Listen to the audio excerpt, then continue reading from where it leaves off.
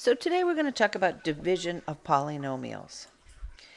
Well, I can take a polynomial and divide it just simply by one term or one factor, and it would be very simple to just kind of take each term and divide it out. So here I would get x to the third. Here this would be 4x squared. This would become a 3, and then I would have minus 1 over 2x. But if I have more than one term here, it doesn't work that way quite as easily. So that way what we will do here is we will do long division of polynomials. Now this works really pretty much the same way as when you did long division of numbers. So you're going to take the first one and put it underneath here. This is your dividend. You're going to divide it by the divisor, which is x minus 2. All you have to do now is take a look at the x and ask yourself, how many times does x go into x squared? Or another way to say it is, what do I have to multiply x by to get x squared? Well, I'd have to multiply it by x. Now, just like in regular long division, you're going to take this and multiply it by your divisor. So x times x will give me x squared. X times negative 2 will give me negative 2x. Just like in long division, I'm going to subtract. So my first terms will go out, and I'll have minus 6x minus a minus 2, so this becomes a plus 2, and I'll get a minus 4x. Next step is just simply to bring down the 5. And then you just start all over again. How many times does x go into minus 4x? Minus 4. Take this minus 4 and multiply it by the x minus 2. So you're going to get minus 4x plus 8. You're going to subtract. First terms here will go away. You'll have 5 minus 8, which will be a negative 3. You know you're done when the value here as your remainder is smaller than this. So here I basically have x to the 0, and this is x to the 1, so I know that I am done. I'm going to write my answer as my quotient x minus 4 plus my remainder over my divisor. So x minus 4 plus negative 3 over x minus 2. Let's try another one. All right, again, you just look at the first term in each one and say, what do I have to multiply x by to get x to the third?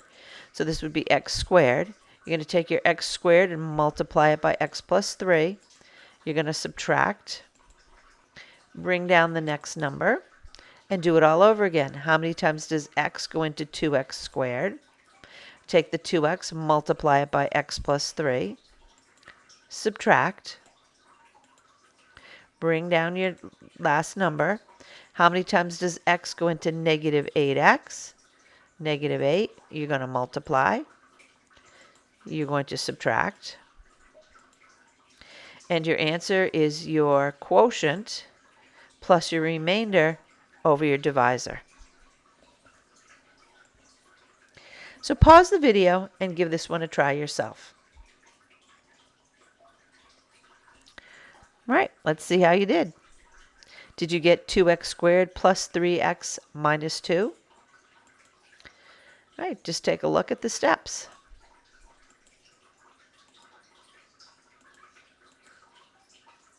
Bring down the x, multiply, subtract, bring down the 2, multiply, subtract, and you have no remainder.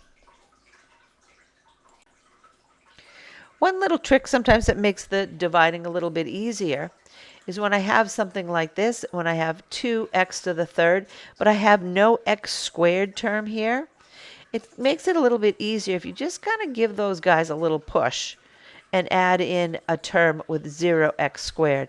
It just helps keep everything lined up very nicely. So x goes into 2x to the third 2x squared times. When I multiply, I get this. I subtract, and so on and so forth. And you'll end up with 2x squared minus 6x plus 6.